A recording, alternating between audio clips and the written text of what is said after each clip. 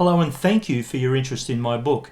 My name's Stephen Wren, I'm the author, and I just wanted to offer you a very short video as to the insights perhaps and maybe an overview of why I decided to go to publishing at this stage of my life.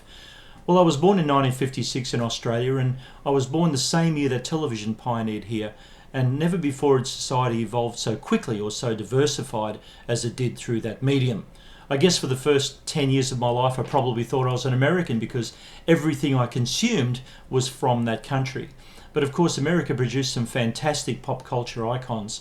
People like Rod Serling and Robert Heinlein, some great modern day authors, comic books, Stan Lee, Jack Kirby, Julius Schwartz, people like that. All of these people inspired me.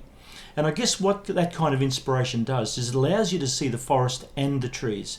And I think poetry and prose, short snippets of insight, emotions, feelings, they give you a kind of a snapshot of the world without having to bore you to death with epilogues and prologues and all the stuff in between. You get to the point, in other words, is what I'm saying. And that was my intention. Many of the shorter poems and so forth that I offer in this work are concise, but I hope you'll find that there's a lot of meaning behind them. There's also a couple of essays, and I wanted to particularly mention one entitled Dystopia Now. It's fairly lengthy.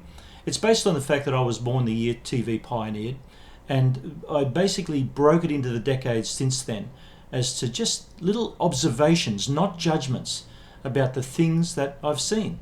And by virtue of the fact that I've worked on the front line as a police officer for so many years, and in subsequent years as a coach and mentor to retail, I get to see human nature at its rawest. And if you can put aside judgment, if you can put aside the cognitive dissonance that occurs when you make judgments based on your own bias, which you're entitled to do, by the way, it allows you a unique opportunity to observe.